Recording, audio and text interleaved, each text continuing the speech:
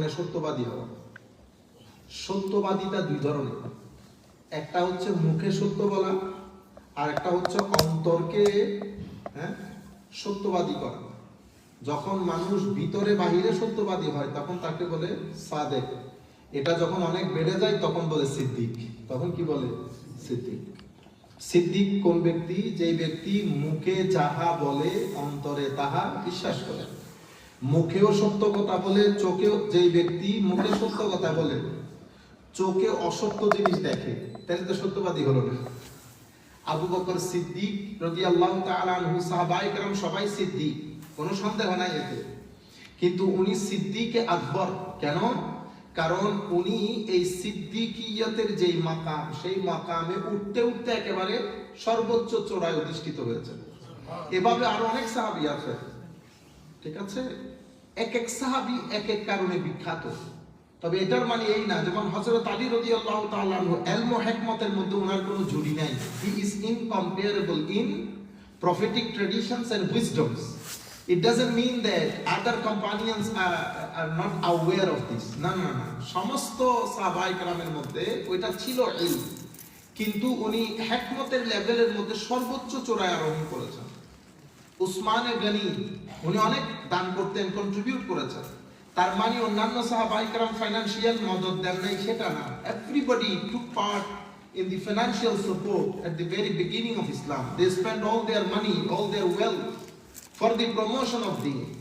কিন্তু উসমানে গনির যে কন্ট্রিবিউশন, সেটার কোনো সীমা পরিসীমা, উনি ওই জায়গায় সর্বোচ্চ চূড়ায় আরোহণ করেছেন, ওইটা কেউ বিট করতে পারে। উনি ওই জায়গায় উসমানে গনি হয়েছেন। তো এক এক সাহাবী এক এক কিছু ক্ষেত্রে বিখ্যাত হয়েছেন। সিদ্দিক যেটা বলে, সত্য কথা বলা, সত্য চিন্তা করা, সত্য দেখা, সত্য শোনা, সবকিছুতে যখন বন্দা ভিতর বাহিরে সত্য হয়ে যায়, সত্যবাদী, তখন তাকে আমরা বলি সত্যবাদী। কিন্তু এটা যখন লেভেল অতিক্রম করে তখন আমরা তাকে বলি সিদ্দিক। কি বলি? সিদ্দিক। আমরা আজকে সত্যবাদিতা এবং একনিষ্ঠতা, দেখেন, সত্যবাদিতা হোক, একনিষ্ঠতা হোক, এটা মানুষ হিসেবে আমাদের এক্সট্রা অর্ডিনারি ক্যারেক্টারিস্টিক। এটা কিন্তু আবার যেমন আমার ঘুম পায়, কিছুক্ষণ পরে আমার ঘুম আসবে, ঘুম আসার আগে আপনি হাই তোলেন, ঠিক আছে, ইয়াউন করেন। আচ্ছা, এটা আমাদের বাসার গরুও করে কিনা খেয়াল করেছেন? গরুরও যখন ঘুম আসে, আপনারা যারা গরু নাই তারা কুরবানিতে তো গরু কিনে, দেখবেন কুরবানিতে আপনি গরুর পাশে বসে আছেন, যে একটু একটু একটু একটু সন্ধ্যার দিকে যাচ্ছে, গরু হাই তুলতেছে, আপনিও হাই তুলতেছেন। আচ্ছা, এটা হচ্ছে গরুর চাহিদা, কিসের? রেস্টের। গরুর এক সময় খিদা লাগে, স্টোমাকের একটা চাহিদা আছে, আমরা তখন গরুকে খাদ্য দিই। আমারও কিন্তু স্টোমাকের চাহিদা আছে, আমি লাঞ্চও করি, ডিনারও করি। আপনি গরুকেও সেভাবে মেনটেন করতে হবে। তাইলে এই ক্ষেত্রে আমরা কিন্তু একটা পশুর মতো আমাদের আচরণ, খাওয়া দাওয়া করা, ঘুমানো, বাকি আপনারা সবকিছু চিন্তা করে নেন কি কি ক্ষেত্রে আমাদের, এটা আমাদের পশু সুলভ আচরণ। কিন্তু পৃথিবীতে একনিষ্ঠতা মানুষ বাদে আর কেউ দেখাইতে পারে না, সত্যবাদিতা মানুষ বাদে আর কেউ দেখাইতে পারে না। আল্লাহ রাব্বুল আলামিন আমাদের ভিতরে, এগুলা তো আমরা বাহ্যিকভাবে পশুদের মতোই, কিন্তু আমাদের ভিতরে কিছু ডিভাইস দিয়েছেন, যেমন আর রূহ, আল কলব, আর নফস। একটা জিনিসও আপনি যদি মানুষকে কেটে কুটে ভিতরে দেখেন, আপনি কোনো কিছুর অস্তিত্ব পাবেন না, না রূহ, না কলব, না নফস। এগুলাকে আমরা বলি লতিফ সৃষ্টি। লতিফ মানে যেটা দেখা যায় না, ছোঁয়া যায় না, যেটা একটা নূর, যেটা একটা নূর। আমরা আমাদের শ্রদ্ধাভাজন শিক্ষকের মুখে শুনেছি, শেখ ডক্টর জামাল ফারুক মুত্তাজিলুল আলী মাওলাই করিম, আমাদের এমনিতে বড় বড় উস্তাদ যারা প্রায় দুনিয়া থেকে চলে গেছেন, মিশরের কথা বলতেছে। দেখ, শেখ ডক্টর জামাল ফারুক এখন আছেন, আলহামদুলিল্লাহ, বয়স্ক হয়ে গেছে। আমরা ওনার জবানে শুনেছি, আমাদেরকে যখন আকায়েদে নসরী পড়াইতেন, সর্ব আকায়েদে নসরী, ওনার মুখে শুনেছি, হায় হায়, কিছু হাদিস বিশারদ ছিলেন। ওনারা হাদিসটা কি শুদ্ধ না অশুদ্ধ এটা কিভাবে বুঝতেন? হাদিস যখন সহি হাদিস হইতো, ওনার মুখে একটা নূর থাকতো, সুবহানাল্লাহ, সেই নূর উনি অবলোকন করতেন, ঠিক আছে? এই নূর যখন মুখ দিয়ে বের হতো না, উনি বুঝতে পারতেন এই হাদিসের সনদের মধ্যে সমস্যা আছে, এই হাদিস আমার নবী বলেন নাই।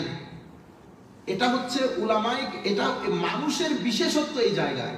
আপনি যখন হাইওয়ানিয়ত থেকে উঠে এসে আপনার ভিতরে নূরানিয়তটাকে অনেক গুরুত্ব দিবেন, তো হাইওয়ানিয়ত আপনার নুরানিয়তের ভিতরে গুম হয়ে যায়। তখন মানুষের, আমি যে পশুত্বের সাথে কিছু আমার সিমিলারিটি আছে, সেটা আপনার দিল ও দেমাগের মধ্যে আসে না, মানুষটা ফেরেশতার মতো হয়ে যায়। আপনি চোখ বন্ধ করলে, আপনি যদি ওই মানুষটা নিয়ে ইমাজিন করতে চান, আপনি এই বিষয়গুলো কখনো আনতে পারবেন না মাথায়। আপনার মাথায় শুধু নূর, ইবাদত, জান্নাত এগুলা ঘুরবে, কারণ এই মানুষটা এগুলা অতিক্রম করে অনেক দূরে চলে গেছে। তো সামনের দিকে এগিয়ে যাওয়ার জন্য, মুখে নূর বের হওয়ার জন্য, মাথার ভিতরে নূর থাকার জন্য যে বিষয়গুলো সবচেয়ে গুরুত্বপূর্ণ ভূমিকা পালন করে, তার মধ্যে অন্যতম হচ্ছে সত্যবাদিতা এবং ইখলাস। আচ্ছা, ইখলাস মানে কি? আমরা বলি না খালাস খালাস, আজকে থেকে আর কোনো সম্পর্ক নেই, খালাস খালাস খালাস। খালাস মানে কি? শেষ হয়ে যাওয়া। ইখলাস মানে হচ্ছে আমি আমার ভিতরের জগৎ থেকে আল্লাহর সন্তুষ্টি, রাসূলের সন্তুষ্টি বাদে বাকি সবকিছুকে গায়েব করে আমার যাবতীয় কাজ আল্লাহর জন্য করা, এটাকে ইখলাস বলে। এটা কি বলে? ইখলাস। That means eradicate or delete or erase everything from the select of your heart, from the board of your heart, from the plate of your heart, and you only seek the pleasure of Almighty Allah. If Allah is happy, I am happy. I don't care what people are thinking about me. যখন আমার চিন্তার জগৎ থেকে আল্লাহ বাদে বাকি সবকিছু সরে যায়, এটাকে বলে ইখলাস। তো আমার নবী হাদিসে পাকের মধ্যে বলছেন, যে ব্যক্তি 40 দিন ইখলাসের সাথে ইবাদত করবে, আল্লাহ তার জবানের মধ্যে তাসির দিয়ে দেবে। সুবহানাল্লাহ। তাসির দিয়ে দেবে, মুখে যা বলবে তা হয়ে যাবে। এটা তো আমাদের চোখের দেখা। মুষলধারে বৃষ্টি, এই গতবারের কথা বলতেছি, মুষলধারে বৃষ্টি, মানুষ বৃষ্টির মধ্যে বসে আছে। আমাদের হেলাল ভাই চিন্তা, ওই 2 নম্বর গেট এলাকার মধ্যে, ওখানে আছে ইন্ডাস্ট্রিয়াল এরিয়া। এখানে আমাদের ওই যে RSRM রতন সাহেব, ওনাদের ইন্ডাস্ট্রির পাশে ওনারও একটা বড় কন্ট্রিবিউশন আছে মাহফিলের মধ্যে। জুম বৃষ্টি, মানুষ বৃষ্টির মধ্যে বসা। আমিও চিন্তা করছি না যাইতে, মানুষ যেহেতু বসে আছে, আমি আবার কোন কুকুরের মাছ, আমিও বিসমিল্লাহ করে স্টেজে উঠছি। আমি মাশাআল্লাহ, আল্লাহ ওনার জবানে বরকত দান করুক। সবাই কিয়ামে দাঁড়ান। কিয়ামে দাঁড়াইছে, আকাশের দিকে তাকাই, কি বলছে, ইয়া নবী সালাম 3 বার 4 বার করতে পারে নাই, বৃষ্টি বন্ধ হয়ে গেছে। আমি ওয়াজ করলাম, আমি তকরির শেষ করে ভাত খাইলাম, ভাত খেয়ে গাড়িতে উঠছি, ঝুম বৃষ্টি। আবার এমন বৃষ্টি বলতেছে আজকে হইতেছি আর কালকে হবে না। ক্যাটস এন্ড ডগস বলেন আপনারা, মুষলধারে বৃষ্টি। জবানের মধ্যে তাসির, আল্লাহ আল্লাহ ওয়ালাদের জবানে তাসির দিয়ে দেন, আপনার জবানও চলে আসবে। সেটা কেমনে? আপনি যখন ইবাদত করার সময় মানুষ চিন্তা করবেন না, আমি কোন একটা ভালো কাজ করছি, মানুষ চিন্তা করবেন না, মানুষ নিয়ে ডিসকাস করবেন না। জবানের মধ্যে যখন সবসময় আল্লাহর জিকির থাকে, আমার হৃদয়ের প্লেটে যখন সবসময় আল্লাহ থাকে, তো জবানের মধ্যে আল্লাহ তাসির সৃষ্টি করে দেন।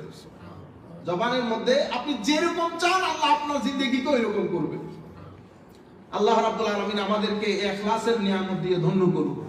আমরা যাদেরকে আল্লাহর ওলি বলি, আল্লাহর ওলিদেরকে বলি এই কারণে বলি, কারণ আমরা ইখলাসটা, আমার নবীকে তো আমরা দেখি নাই, তো আমার নবীর ইখলাসের যে ফিউজাত, সেটা আল্লাহর ওলিদের আয়নার মধ্যে আমরা দেখতে পাই। আল্লাহর ওলিটা হচ্ছে, I mean the awliya Allah, they are the mirror of the akhlaq of Holy Prophet sallallahu alaihi wasallam. Because we haven't seen Holy Prophet. If we would like to see how Holy Prophet was in terms of sincerity, ikhlas, in terms of the truthfulness, so the mirror of the akhlaq of Holy Prophet sallallahu alaihi wasallam is awliya Allah. Is the great ulama scholars. If you spend your time in their company, you will feel the smell of the Holy Prophet sallallahu alaihi wasallam. আচ্ছা, আসলে আমরা এখন এই প্রথম হাদিস পড়ি।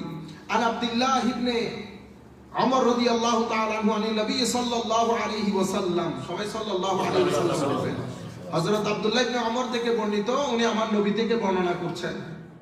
ক্বালা, আমার নবী ইরশাদ করছেন, ইন্নাস সিদকা ইয়াহদি ইলাল বির, সত্য কথা আপনাকে সব সময় ভালো কাজের দিকে ধাবিত করবে। সত্যবাদিতা, truthfulness always push you towards good thing. আচ্ছা, ওয়া ইন্নাল বিররা ইয়াহদি ইলাল জান্নাহ, আর ভালো জিনিস আপনাকে জান্নাতের রাস্তায় নিয়ে যাবে। ওয়া ইন্নার রাজুলা লা ইয়াসদুকু হাত্তা ইয়াকুনা সিদ্দিকান, মানুষ সত্য কথা বলতে বলতে সিদ্দিক হয়ে যায়। ওয়া ইন্নাল কাযিব ইয়াহদি ইলাল ফুজুর, মিথ্যা সবসময় মানুষকে খারাপ কাজের দিকে প্ররোচিত করে, ইন্সপায়ার করে, পুশ করে, ইনস্টিগেট করে। ওয়া ইন্নাল ফুজুরা ইয়াহদি ইলান নার, আর ফুজুর খারাপ খারাপ চিন্তা, খারাপ কাজ আপনাকে জাহান্নামের দিকে নিয়ে যায়। আগুনের দিকে যে নিয়ে যাচ্ছে সেটা আপনি দুনিয়াতেই ফিল করবেন, দুনিয়াতেই ফিল করবেন। জাহান্নামের আগুন আপনি এখানে অশান্তির আগুন দিয়ে ফিল করবেন, আপনার ভিতরে শান্তি পাবেন, অস্থিরতা। আপনি মিথ্যা বলে, মিথ্যা করে, মিথ্যা চিন্তা করে আপনি শান্তি পাবেন না দুনিয়াতে, পাগল হয়ে যাবেন আপনি ভিতর থেকে। ঠিক আছে? ওয়া ইন্নার রাজুলা লা ইয়াকযিবু হাত্তা ইউকতাবা ইনদাল্লাহি কাযযাবা, মুত্তাফাকুন আলাইহি। মানুষ মিথ্যা কথা বলতে বলতে আল্লাহর দরবারে সে মিথ্যাবাদী হিসেবে লিখিত হয়ে যায়। এই হাদিস বুখারী মুসলিম শরীফের মধ্যে ইমাম বুখারী বা মুসলিম রওয়ায়াত করেছেন। আমি যেটা আমাদের সকলের জন্য, আপনাদের বলতে কথা নেই, স্পেশালি ইউথ, আমরা চেষ্টা করব পারতপক্ষে মিথ্যা না বলার জন্য। যেখানে আপনি মনে করেন মিথ্যা বললে ঠকে যাবেন, আমি আল্লাহর ইজ্জতের কসম করে বলতেছি ঠকবেন না। মিথ্যা বলে যদি কেউ ঠকে তাইলে তো আল্লাহর কালাম মিথ্যা হয়ে যাবে। মিথ্যা বলে কেউ ঠকে না। মিথ্যা বলে সম্মানিত হয়, মিথ্যা বললে সওয়াব হয়, মিথ্যা বললে আল্লাহ খুশি হয়, সত্য কথা বললে আল্লাহ খুশি হয়, সত্য কথা বললে আল্লাহ রাসূল খুশি হয়, সত্য কথা বললে জান্নাতের রাস্তা আসান হয়, সত্য কথা বললে অন্তর রিল্যাক্সড হয়। আপনারা জিজ্ঞেস করেন হুজুর ভিতরে ভালো লাগতেছে না, সত্য কথা বলেন 2 দিন, দেখবেন মন ভালো হয়ে গেছে। এগুলো সাইকোলজিক্যাল অনেক ইমপ্যাক্ট করে। আপনি যখন সত্য কথা বলবেন, আপনি যখন মিথ্যা বলবেন, সাময়িকভাবে আপনার মনে হবে যে দাদু বাঁচ গিয়া নেই, আপনি নেই বাঁচতে। আপনি মিথ্যা বলবেন, এটা আপনার ভিতরের জগৎকে এক ধরনের করে ফেলবে। আপনি দেখবেন ভিতর থেকে বাসায় এসে মারামারি কাটাকাটি, বোনের সাথে, ভাইয়ের সাথে, বাবার সাথে রিঅ্যাক্ট করতেছে কেন? কোন একটা কিছুর কারণে আপনার ভিতরের জগৎ অসুস্থ হয়ে গেছে। তো ভিতরের জগৎ যে সমস্ত কারণে অসুস্থ হয়, তোর মধ্যে অন্যতম কারণ হচ্ছে মিথ্যা বলা। তোর মধ্যে অন্যতম কারণ, আপনি 2টা জিনিস মাথায় রাখবেন। Try to use this 2 device, this one and this one. If these 2 device, if you are using in a proper meaning, proper way, then inshallah you will see that your heart is protected, your inside is protected. If these 2 devices are using perfectly, if it is used perfectly, problem হয়ে যায় কোথায়? আপনি যখন এটা দিয়ে এমন জিনিস দেখবেন যে জিনিসটা আপনার দেখা উচিত না, এটা দিয়ে এমন কিছু শুনবেন যেটা শোনা উচিত না, তো এই 2টা জিনিস আপনার ভিতরের মধ্যে নেগেটিভ এনার্জি সার্ভ করে। এটা ভিতর জগৎ তখন নেগেটিভ এনার্জি হয়ে যায়। আম যেমন গন্ধ হয়ে গেলে গন্ধ বের হয়, তো এখান থেকে গন্ধ বের হবে না, এখান থেকে কি বের হবে? অশান্তি। অশান্তি মানে এটাকে আপনি ডিপ্রেস করে ফেলেছেন, ডিস্টার্ব করে ফেলেছেন, এটাকে আপনি কি বলে ডিস্টার্ব করেছেন। আচ্ছা, তাইলে সেই কারণে আমরা যথাসাধ্য চেষ্টা করব জবান দিয়ে যেন মিথ্যা না হয়, মিথ্যা না বলি। আমরা অনেক সময় বানিয়ে বানিয়ে মিথ্যা বলি। আমরা অনেক সময় 2-4 বন্ধু মিলে কথা বলি, অথচ এক ব্যক্তি কথা বলে নাই, বলে বলে চালাই দেয়। ঠিক আছে? আবার মজাখান মিথ্যা বলি। মনে রাখবেন, যারা ফেস রিড করতে পারে, যেমন আমরা পুলিশে জব করার সময় আমাদেরকে শিখাইছিল, এটা ভেরি ইজি। আপনি মিথ্যা বললে যে ব্যক্তি ফেস রিড করতে পারে সে ইজিলি বুঝতে পারবে আপনি মিথ্যা বলতেছেন। আপনি আমার সামনে কথা, আমি বলি না বিদায়, কিন্তু বললে আমি 75% বুঝি আপনি সত্য বলতেছেন না মিথ্যা বলতেছেন। কারণ ফেস আল্লাহর এক আজীব সৃষ্টি। ওরা যখন আমাদেরকে জিনিসগুলো পড়াইতেছিল, আজীব আল্লাহর দুনিয়া। আমাদের দেশে তো সত্যি কথা বল, মারতে মারতে পুলিশওয়ালা পাগল করে ফেলে, ঠিক না? হেমন দেয়ানি দেয়, আরো ওটার জন্য পয়সাও নেয়। তো এখানকার লোকেরা তো মারতে হয় না। আমরা ওখানে দেখলাম আসামি অ্যারেস্ট করার পরে ক্রস কোশ্চেন যখন করে বসে, এতে ট্যাপ রেকর্ড অন। তো আপনি যে সত্য বলে ফেলছেন আপনি বুঝেনও নেই। তো যখন আপনারা বলতেছে হয়তো তুমি তো সত্য, কোন না আমি তো এটা বলি না, কেউ বলো না, ট্যাপ রেকর্ড অন করি। এর যখন ডান বাম সামনে পিছন থেকে একই প্রশ্ন 3-4 ভাবে করেছে, সে কিন্তু সত্য কথা বলে ফেলছে। পরে আমার সামনে এক ভদ্রলোক লিফটিং করছে, তো এটাকে ধরছে, ধরার পরে তারা নিয়ে গেছি, আমি সহ ছিলাম। তো তারে প্রশ্ন করতেছে, সেই না আমি I didn't do anything, I didn't do, okay we don't know. তো এক্সপার্টের কাছে নিয়ে গেছে, তো বসছে, ট্যাপ রেকর্ড অন করছে। পরে বলছে যে তুমি যা বলবা ট্যাপ রেকর্ড অন করো। তারে সামনে পিছনে ডানে, আমিও তো পাগল হয়ে গেছি। প্রশ্নটা এত ভাবে কেমনে করে? নলেজ মানুষ তো, সে কিন্তু স্বীকার করে ফেলছে। সে প্রথমে বলছে 7টায় বের হয়েছে, পরে কিন্তু সে একই প্রশ্নের উত্তরে বলছে আমি 7টায় বের হই না, আমি তার আগের দিন অন্য জায়গায় ছিলাম। পরে বলছে আমি বলি নাই, কেউ বলো না, okay listen to what you said. পরে সে নিজে, এগুলো আজীব টেকনিক্স। এরপরে আপনি যখন মিথ্যা বলেন, আপনার চেহারার এই অংশ ধরা পড়ে যাবে আপনি মিথ্যা বলতেছেন। কখনো মানুষ কনফিডেন্টলি মিথ্যা বলতে পারে না। মানুষ যখন মিথ্যা বলে মানুষ নার্ভাস থাকে, মানুষের এই জায়গার মধ্যে একটা নির্দিষ্ট ছাপ থাকে। আপনি যখন চালাকি করবেন কারোর সাথে ছাপ থাকবে। আল্লাহ রাব্বুল আলামিন আমাদেরকে রক্ষা করুন। আমি এটা আমার ওয়াজের জন্য আপনাদেরকে বলতেছি, আমরা সবাই একই নৌকার মাঝি। আল্লাহ আমাদের সবাইকে সত্য কথা বলার তৌফিক দান করুন। আমিন আমিন ইয়া আল্লাহ ইয়া কারীম। আন সাহল বিন হুনাইফ রাদিয়াল্লাহু আনহু আন্না নবী সাল্লাল্লাহু আলাইহি ওয়াসাল্লাম قال من سأل الله الشهادة بالصدق সুবহানাল্লাহ بلغه الله منازل الشهداء وإن مات على فراشه رواه مسلم وأبو داود। ইমাম মুসলিম শরীফের মধ্যে, ইমাম আবু দাউদ শরীফের মধ্যে বর্ণনা করতেছেন, হযরত সাহাল বিন হুনাইফ বলতেছেন, আমার নবী ইরশাদ করেছেন, মান সাআলাল্লাহ আশ-শাহাদাতা বিসিদকিন, যেই ব্যক্তি একেবারে অন্তর থেকে আল্লাহর দরবারে শাহাদাতের মৃত্যু কামনা করে, অন্তর থেকে রাত দিন চায় আল্লাহ তুমি আমাকে শাহাদাতের মৃত্যু দান করো, এই ব্যক্তি যদি তার বিছানায় মারা যায় আমার আল্লাহ তাকে শাহাদাতের দরজা দেবেন। সুবহানাল্লাহ। আল্লাহর দরবারে সে শহীদ হবে। বলেন তো দেখি কিসের কারণে? তার অন্তর থেকে একান্ত চাওয়া, যেটাকে বলে সত্যবাদিতার সাথে, সত্যের সাথে একেবারে সিদকে দিল নিয়ে আল্লাহর দরবারে চাচ্ছে আল্লাহ তুমি আমাকে শাহাদাতের মৃত্যু দান করো। আমার নবী বলতেছেন, বাল্লাগাহুল্লাহু মানাজিলাশ শুহাদা, আমার আল্লাহ তাকে শুহাদায়ে কেরামের মর্যাদা দান করবেন। ওয়া ইম্মাতা আলা ফিরাশিহি, যদিও সে তার বিছানায় মৃত্যুবরণ করে। আপনারা বুঝতে পেরেছেন এখন নিয়তের দাম কতটুকু? এক ব্যক্তিকে আল্লাহ ক্ষমা করে দিয়েছেন কিয়ামতের ময়দানে, সে বলতেছে মাওলা আমাকে কেন ক্ষমা করেছেন? তোরে ক্ষমা করে দিছি। আল্লাহ আমি তো করতে পারি না এই কাজ, মানে আমার তোর ওই জিনিসটা খুব ভালো লাগতো। কোনটা? আমার কাছে আল্লাহ কিছু টাকা দেন, আমি আমার কাছে টাকা দিলে আল্লাহ এদের সবাইকে আমি সহযোগিতা করি। তো এই তোমার ভিতরের যে চাওয়া আমি তোমাকে তৌফিক দেই নাই, আমার কাছে ওইটাই ভালো লাগতো। তোমার ভিতরের চাওয়া আল্লাহ দেন আমি গরিবদেরকে দিতাম, আল্লাহ দেন আমি অমুককে দিতাম। আপনি সারা জিন্দেগি এরকম করতে করতে দুনিয়া থেকে চলে গেছেন। আপনি দিতেও পারেন না, আল্লাহ আপনাকে মাল ও দৌলত দেয় না, কিন্তু আপনার মকাম ওই ব্যক্তির পর্যায়ে পৌঁছিয়ে দিয়েছে। যে ব্যক্তি করলে যে মকাম পাইতো সেটা না করে আপনি পাচ্ছেন। কিসের ভিত্তিতে? নিয়তের ভিত্তিতে। নিয়ত। এই জন্য মুসলমানদের নিয়ত অনেক ভারী জিনিস। সব সময় যে কোনো কাজ করবেন ভিতর থেকে একটা নিয়ত করবেন, মানুষের জন্য ভালো চিন্তা করবেন। আমার সাথে অনেকের সাথে মিসআন্ডারস্ট্যান্ডিং থাকবে, কোয়াইট ন্যাচারাল, কিন্তু মানুষের জন্য ভালো চিন্তা করবেন, শত্রুর জন্য ভালো চিন্তা করবেন, দোয়া করবেন। আমার সাথে আমরা এখানে দেখেন না অনেকভাবে অনেকজনকে রব করতেছি না, কিন্তু আমরা চাই না কাউকে আল্লাহ কি না করুক, ক্ষমা না করুক, সেটা আমরা চাই না। আমরা চাই সবাইকে আল্লাহ, আমরা দুশমনকে আল্লাহ জান্নাত দেখ, আমাদের আগে দিয়ে দেখছে। আপনারা বুঝতে পেরেছেন? এই জন্য ওয়াসিফ আলী ওয়াসিফ পাকিস্তানের বিখ্যাত একজন দার্শনিক টাইপ সুফি ছিলেন, কিন্তু সুটেড বুটেড, দাড়ি শেভ করা, কিন্তু উনার মজলিসে বড় বড় আলেমরা কি বসে থাকতেন, এমন এমন কথা বলতেন, এটা আল্লাহর খাস নিয়ামত বাদে সম্ভব না। এখনো পাকিস্তানের একজন ভদ্রলোক আছেন, উনি জয়েন্ট সেক্রেটারি ছিলেন, জয়েন্ট সেক্রেটারি, বহু বড় ক্লাস 1 অফিসার, সুটেড বুটেড, একদম চেহারা ছিল আমাদের হেলাল ভাইয়ের মতো, দেখাইলে বুঝবে হেলাল ভাই, মনে রাখবেন আমি দেখাবো দিন। কিন্তু অনেক স্মার্ট, অনেক বয়স হয়েছে, অনেক বয়স, about 70-75। ওনার কাছে মানুষজন এই প্রশ্নগুলা করে, হুজুর তাকওয়া কাকে বলে? কারে জিজ্ঞেস করতেছে?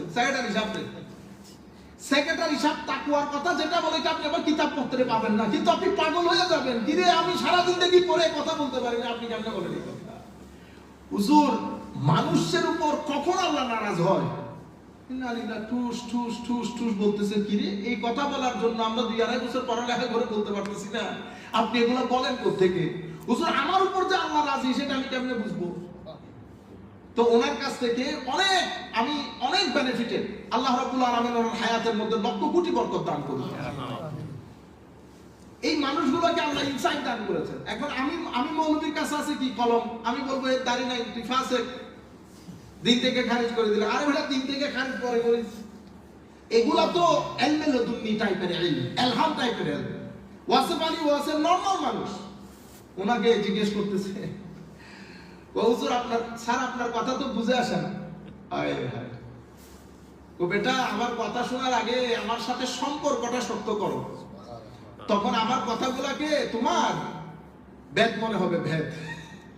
এখন তো তুমি নরমাল কথা। আমার নবী সাল্লাল্লাহু আলাইহি ওয়াসাল্লাম সাহাবায়ে কেরামকে আগে মহব্বতের তালিম দিয়েছেন। কেন? আগে তাআল্লুক বানাও। যখন সম্পর্ক হয়ে যাবে তখন কালোকে আর কালো লাগে না। বিয়ের আগে যখন দেখছিলেন তখন কেমন লাগছে? পছন্দ হয় নাই, কালো। কিন্তু এই কালোকে যখন বিয়ে করে ঘরে নিয়ে আসছেন, এই কালো আর কালো নাই, তখন চোখ দৌড়ায় ভালো জিনিসগুলোর খোঁজে। তখন আপনারা কি বলেন? না, কালো হলে দেখতে দেখতে ভালো লাগে। দেখতে দেখতে ভালো লাগে না, কানেকশনের কারণে ভালো লাগে। আপনার সন্তান একেবারে চেহারা সুরতের কোনো ইয়া নাই, দাড়ি নাই, আমার কাছে ভালো লাগতেছে না, কিন্তু মার কাছে এটা। মারে যদি, ওই মাকে কেউ যদি বলে, চাচি আপনার ছেলেটা আমাদেরকে দিয়ে দেন, আপনাকে ইউরোপিয়ান একটা সুন্দর ছেলে দেব, 2টা দেবো বলতে 10টা দেবো, নিবে? নিবে না।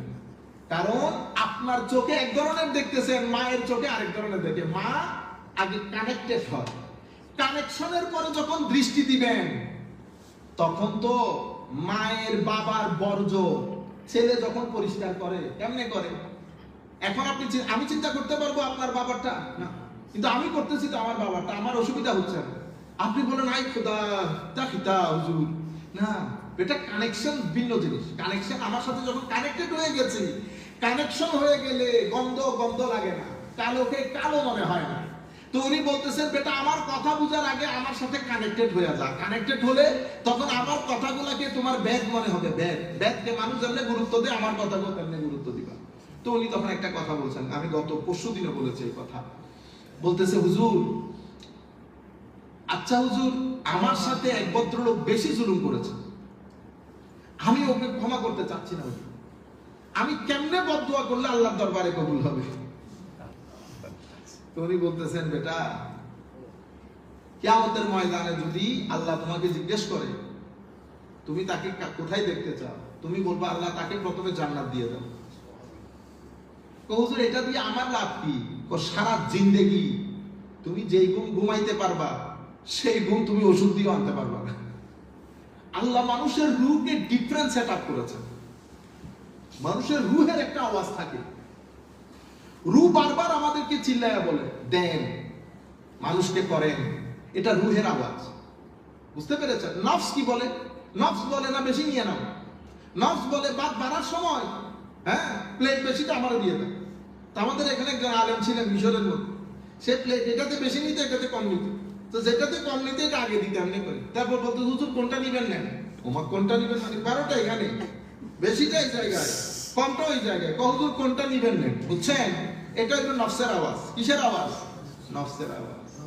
রুহের আওয়াজ কোনটা? রুহের আওয়াজ হুজুর নেন।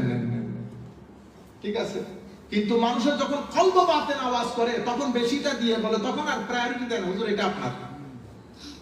বুঝতে পেরেছেন? যখন ব্যবসা হয় 50-50, নফসের আওয়াজ। যখন বলা হয় হুজুর এটা আপনার, এটা রুহের আওয়াজ।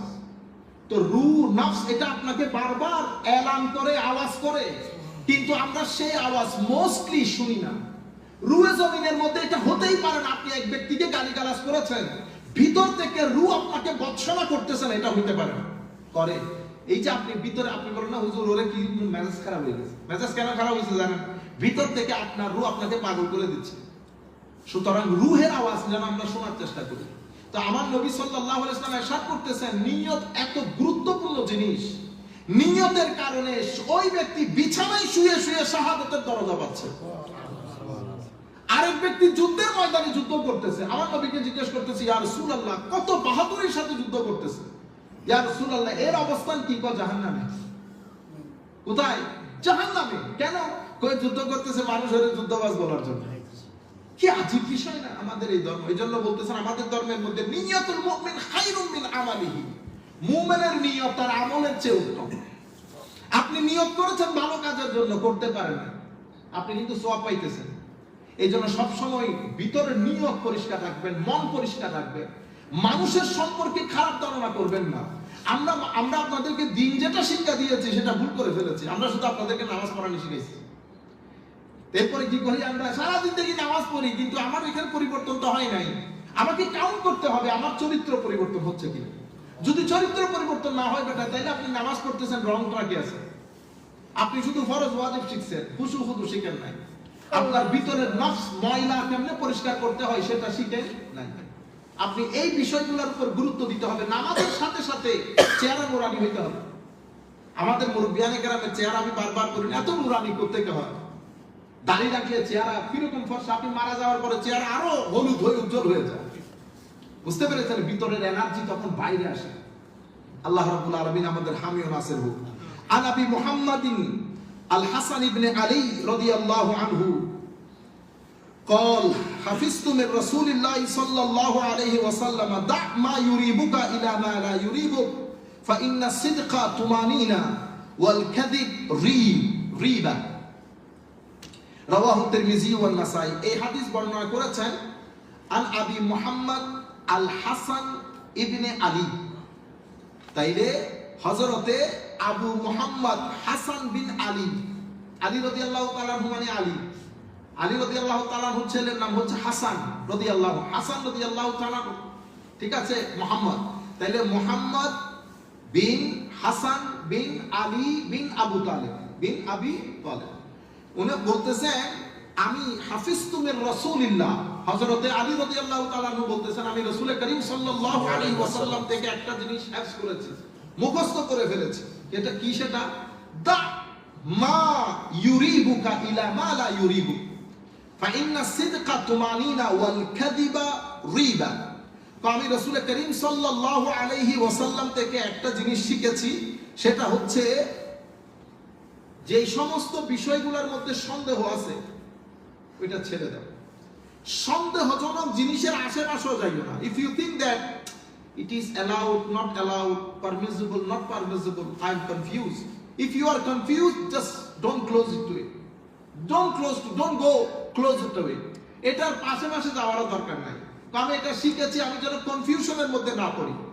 এরপর আমার নবী শিখিয়ে দিয়েছেন আসসিদকু তুমানিনা, সত্য কথা বলবেন অন্তরের মধ্যে শান্তি থাকবে। সত্য বললে অন্তরে শান্তি থাকে। ওয়াল কাযিবা রিবা, আর মিথ্যা আপনার ভিতরে সন্দেহের উদ্রেক করে আপনার ভিতর জগৎকে ড্যাম করে দেবে। ভিতরের মধ্যে এক ধরনের অশান্তি থাকে, সন্দেহ বারবার, আমি করেছি, করি নাই, করলে কেমন হইতো, ভিতর জগৎকে অস্থির করে। সিদ তুমানিনা, তুমানিনা মানে সুকুন, ভিতরের জগৎকে প্রশান্ত করে।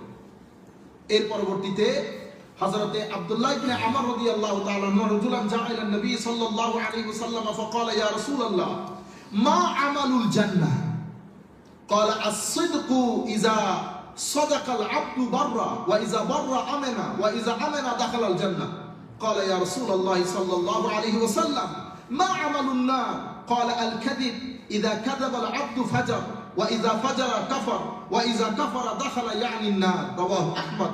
ইমাম আহমদ ইবনে হাম্বল ওনার মুসনাদের মধ্যে বর্ণনা করেছেন হযরত আব্দুল্লাহ ইবনে আমর রাদিয়াল্লাহু তাআলা আনহু থেকে বর্ণিত। উনি বলেন এক ব্যক্তি আমার নবীর কাছে এসে জিজ্ঞেস করতেছেন মা আমালুল জান্নাহ, হুজুর আমাকে একটু বলতে পারবেন জান্নাতের আমল কি? সাহাবায়ে কেরাম কি প্রশ্ন জিজ্ঞেস করতেন, জান্নাতের আমল কি? তো আমার নবী বলতেছেন আসসিদ, জান্নাতের আমল হচ্ছে সত্য কথা বলা। ইজা সাদাকা আল আবদু বাররা, যখন কোনো মানুষ সত্য কথা বলে হায় হায় তখন কি হয়? নেকি হয়, নেকি। ওয়া ইজা বাররা আমানা, যখন মানুষ নেকি অর্জন করে তখন মানুষ প্রোটেক্টেড হয়ে যায়, আমেনা নিরাপদ হয়ে যায়, হেফাজতের মধ্যে চলে আসে। ওয়া ইজা আমানা দাখালাল জান্নাহ, যখন মানুষ প্রোটেক্টেড হয়ে যায় তো বেহেশতে প্রবেশ করে। তাইলে সত্যবাদিতা আমাদেরকে কোথায় নিয়ে যাচ্ছে? ভালো কাজের দিকে। ভালো কাজের মাধ্যমে আমি প্রোটেক্টেড হই, আমি প্রোটেক্টেড হলে জান্নাতে প্রবেশ করি। আমার নবী সাল্লাল্লাহু আলাইহি ওয়াসাল্লামকে জিজ্ঞেস করছি ইয়া রাসূলুল্লাহ তাইলে জাহান্নামের আমল কি? আমার নবী বলতেছেন মিথ্যা। মিথ্যা তোমাদেরকে ফুজুরের দিকে নিয়ে যাবে, ফুজুর তোমাদেরকে কুফরের দিকে নিয়ে যাবে। কুফর মানে আনগ্রেটফুলনেস। আপনি যে রাত দিন, আমি যে রাত দিন দুনিয়া গুনাহ এগুলোর পিছনে রয়ে গেছি, কারণ আমাকে ভিতর থেকে লজিক দিচ্ছে, তো লজিককে প্রোভাইড করে নফস। আপনি যখন কাজ করার চেষ্টা করেন নফস কিন্তু আপনাকে বলতেছে কর বেটা, সব ঠিক আছে, মসজিদে যাইতে হবে না, তুই অনেক বিজি, এখানে আমেরিকার মধ্যে বসতে হলে অনেক টাকা দরকার। কত ধরনের লজিক যে ভদ্রলোক আপনাকে শিখাই দেবে। You become confuse, you become pleased with the logic provided by your নফস। সব সময় মসজিদে যাইতে হয় না, মসজিদে যেতে পারবো, ঘরে নামাজ পড়লেও সওয়াব আছে। বুঝতে পারেন? এগুলো সব আমাদের জীবনে হয় কিন্তু, ঠিক আছে?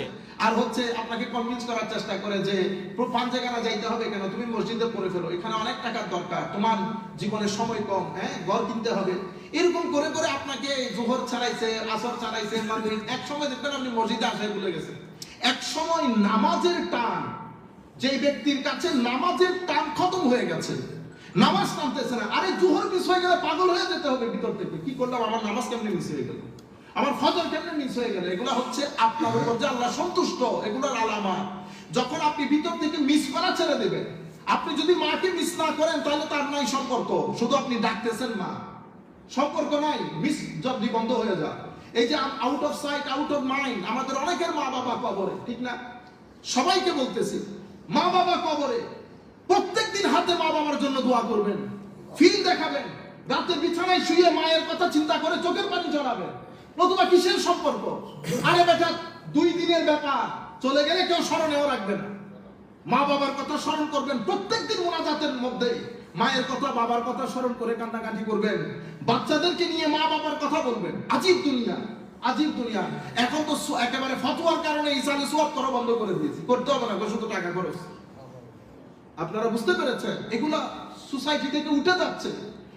বাচ্চাদেরকে নিয়ে আপনার মা বাবার কথা বলবেন, পুরানো যুগের কথা বলবেন, এগুলা তাদেরকে তাদের দাদা দাদির সাথে কানেক্টেড করবে।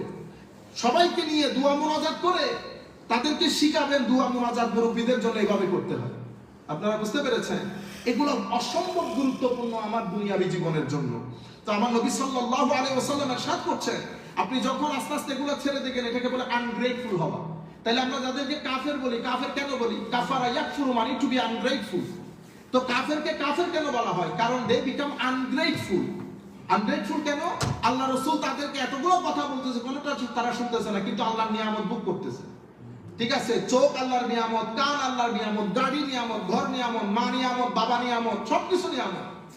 আপনারা পানি খরচ করেন না?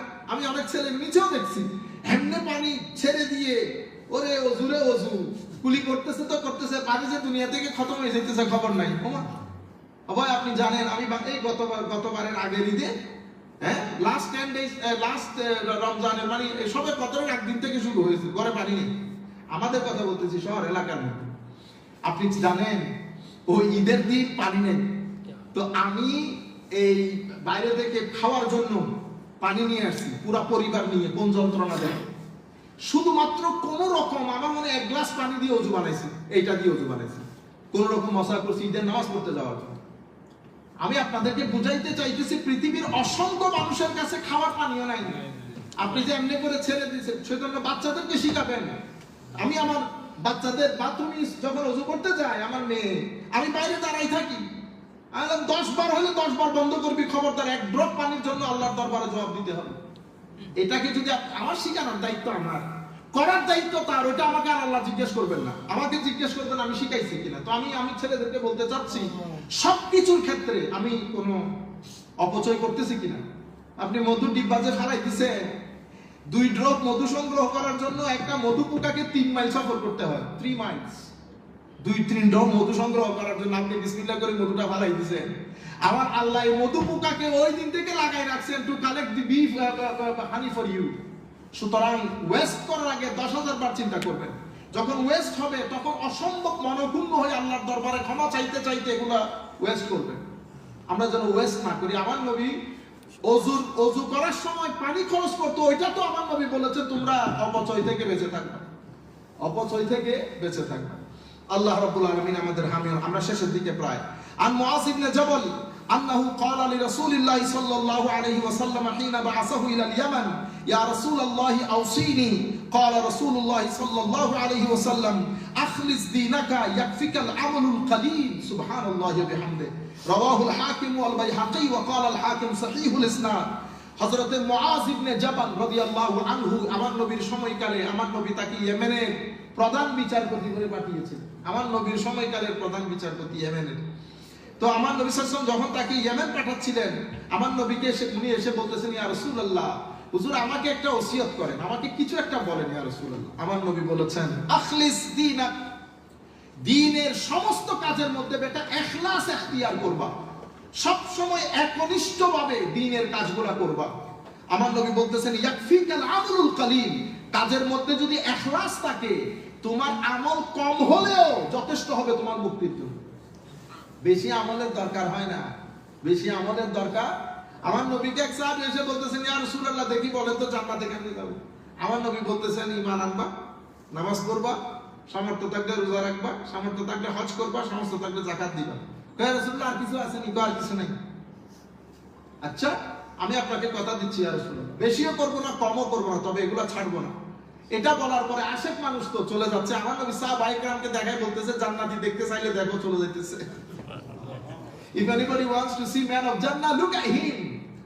He is man of Ahlul Jannah. আপনারা বুঝতে পেরেছেন? অনেক কাজের দরকার হয় না, যা করব ইখলাসের সাথে করব, মন থেকে করব। এবং গ্যারান্টি আপনি যখন মন থেকে কোনো কিছু করবেন, মানুষ দুনিয়া আপনার পিছনে ঝাঁপিয়ে পড়বে। যেখানে যাবেন বাজার বসে যাবে যদি আপনি মন থেকে করেন। আল্লাহ রাব্বুল আলামিন আমাদের হামি ও নাসির হোক। আন আবি দারদানি নবী সাল্লাল্লাহু আলাইহি ওয়াসাল্লাম قال الدنيا ملعونة ملعون ما فيها إلا ما ابتغي به وجه الله। আমার নবী সাল্লাল্লাহু হযরত আবু দারদা রাদিয়াল্লাহু বড় আশেক সাহাবী, আমার নবী থেকে বর্ণনা করতেছেন। আমার নবী বলেছেন আদ-দুনিয়া মালউনা, তো দুনিয়া অভিশপ্ত জায়গা। এটা কি জায়গা? অভিশপ্ত জায়গা। ওয়া মালউনুন মা ফিহা, দুনিয়াতে যা কিছু আছে সবই অভিশপ্ত। ইল্লা মাবতুগি বিহি ওয়াজহুল্লাহ, হ্যাঁ ওই আমল, যে আমল আপনি আল্লাহর সন্তুষ্টির জন্য করেছেন, ওইটা বাদে বাকি সব মালউন। এখানে কেউ কাউকে মনে রাখে না। আপনি আপনার যেই বন্ধুকে মনে করতেছেন সবচেয়ে ক্লোজ ফ্রেন্ড, আসলে কিন্তু ক্লোজ না, সব স্বার্থের খেলা, সব স্বার্থের খেলা। একদিন আপনি তাকে বলেন যে আমার কোনো টাকা পয়সা নেই, আমার পারিবারিক কোনো স্ট্যাটাস নাই, ঠিক আছে? আবার যেই ব্যক্তি আজকে সবচেয়ে ক্লোজ, 10 ইয়ার্স পরে দেখবেন পৃথিবী ডিফারেন্ট, এরপরে কোথায় হারিয়ে গেছে, আপনার সাথে আর কোনো যোগাযোগ নাই। আপনি যাকে সবচেয়ে আপন ভাবতেছেন, সে আপন কতদিন থাকে, কি কারণে সে আপন? সেই কারণে মহব্বত আল্লাহর জন্য, মহব্বত রসুলের জন্য, ঘৃণাও আল্লাহর জন্য, ঘৃণাও রসুলের জন্য।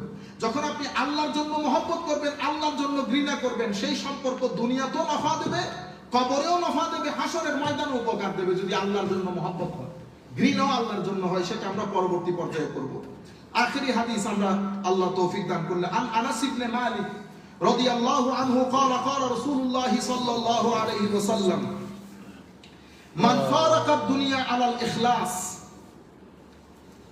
لله وحده وعبادته لا شريك له وإقام الصلاة وإيتاء الزكاة مات والله عنه راض।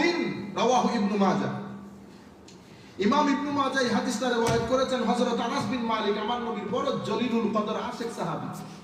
উনি বর্ণনা করতেছেন আমার নবী ইরশাদ করেছেন মান ফারাকাত দুনিয়া আলা ইখলাসি লিল্লাহি ওয়াহদা ওয়া ইবাদাতিহি লা শারীকা লা, যেই ব্যক্তি ইখলাসের সাথে আল্লাহর ইবাদত করে এই পৃথিবী ছেড়েছে, একনিষ্ঠতার সাথে নামাজ পড়েছে, একনিষ্ঠতার সাথে যাকাত দিয়েছে আল্লাহর জন্য, হজ করেছে আল্লাহর জন্য, ইবাদত করেছে আল্লাহর জন্য, সেই ব্যক্তি দুনিয়া ছেড়ে চলে গেছে, মাতা, আমার নবী বলতেছেন আল্লাহু আনহু রাদিন, আল্লাহ তার উপর সন্তুষ্ট হয়ে গেছে। সেই কারণে আমরা রাদিয়াল্লাহু আনহু, আল্লাহু আনহু রাদিন মানে রাদিয়াল্লাহু তাআলা আনহু। আপনি যে আমরা অনেক সময় গর্ব হয়ে যাই না রাদিয়াল্লাহু তাআলা, হাদিসে পাকের মধ্যে আমার নবী বলতেছেন যারা ইখলাসের সাথে কাজগুলো করেছে, মাতা আল্লাহু আনহু রাদিন, সে দুনিয়া থেকে চলে গেছে, আল্লাহ তার উপর সন্তুষ্ট হয়ে গেছে। এখন আপনারা হয়তো একটা প্রশ্ন করতে পারেন, হুজুর এটার উপর যে আল্লাহ সন্তুষ্ট আপনি কেমনে জানেন?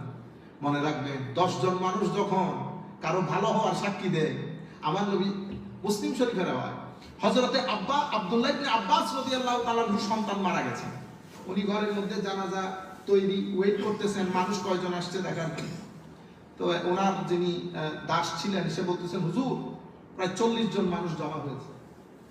উনি বাইরে আসলেন জানাজা পড়ার জন্য। 40 জন মানুষ কেন?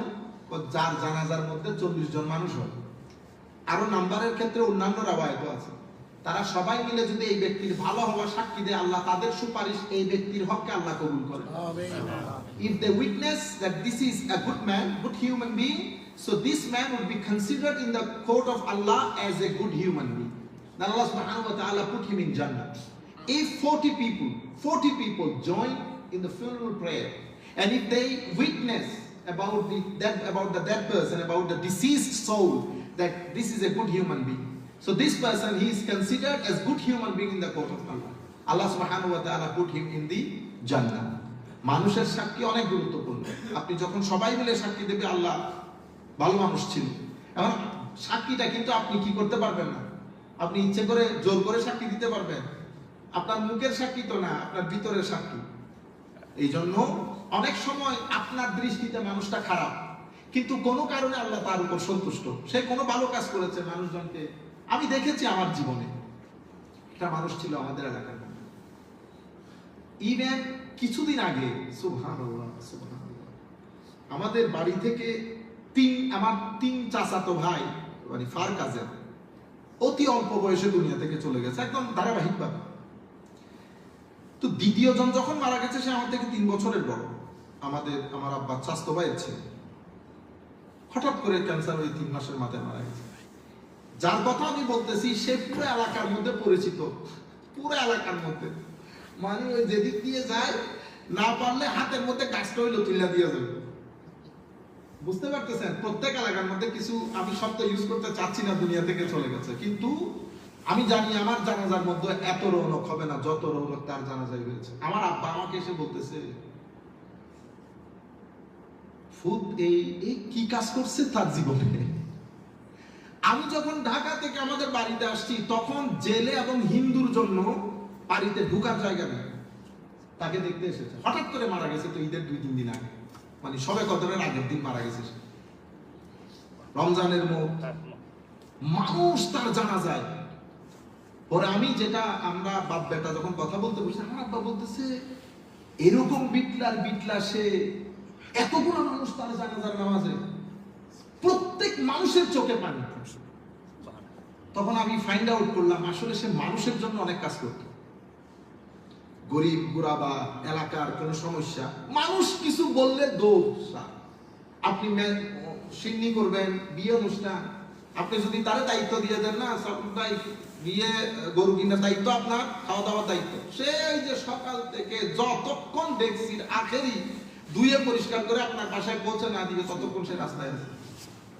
আমার আল্লাহ কবুল করছে। একটা মানুষ তো সাক্ষী দিতে পারে নাই সেই দিন যে আল্লাহ মানুষ খারাপ ছিল। বুঝতে পেরেছেন? কি করে আমার আল্লাহ জানেন? আমার আল্লাহ হিসেবে আপনার ভিতরে মহব্বত ঢুকিয়ে দেয়। তখন আপনি তার ওই খারাপ কাজগুলো ভুলে যান, তখন আপনাকে রোলায় কাদায়, আপনার শুধু মনে পড়ে হাই হাই কি চলে গেল, কি চলে গেল। আমার আল্লাহ এইভাবে মানুষের উপর মায়া করে, মহব্বত করে। কিন্তু যখন আপনি জুলুমবাজ হবেন, যখন আপনি সমাজের মধ্যে ফিতনা ফাসাদ ছড়াবেন, মানুষে আপনি হানাহানি লাগাবেন, ঘৃণা ছড়াবেন, এই ধরনের ব্যক্তিকে আমার আল্লাহ পছন্দ করেন। আমার আল্লাহ অহংকারীকে পছন্দ করেন না, আমার আল্লাহ ফাসাদকারীকে পছন্দ করেন না। সেই জন্য জমিনের মধ্যে অহংকার করবেন না, ফাসাদ করবেন না। আর একটা জায়গার মধ্যে খুব ক্লিয়ার থাকবেন আমার নবীর শানের ক্ষেত্রে, কোন আউলিয়ার শানে বেয়াদবি করবেন না। আল্লাহর ওলিদেরকে আল্লাহ অনেক মহব্বত করে, অনেক মহব্বত করে। আল্লাহ রাব্বুল আলামিন আমাদের হামে ও নাসির হোক। আমরা আর কথা না বাড়াই, ইনশাআল্লাহ আমাদের এই দর্সে হাদিসের অনুষ্ঠান জারি থাকবে। আজই বিষয় হচ্ছে আমরা এই করতে করতে কিতাবের শেষ পর্যায়ে চলে এসেছি। এটা আল্লাহ পাকের শান, এটা আল্লাহ পাকের শান। আমরা এই কিতাবটা শেষ করার পরে যদি আল্লাহ আমাদেরকে হায়াত দান করেন, তাহলে আমরা ইনশাআল্লাহ ইমাম নববী রাহমাতুল্লাহি আলাইহির রিয়াদুস সালিহিন করব। ইমাম নববী আপনারা সবাই চিনেন, ওনার কিতাব রিয়াদুস সালিহিন করব ইনশাআল্লাহ। ওমা আলাইনা ইল্লাল বালাগুল মুবিন। আসসালামু আলাইকুম ওয়া রাহমাতুল্লাহ। মাশাআল্লাহ আমাদের হেলাল ভাই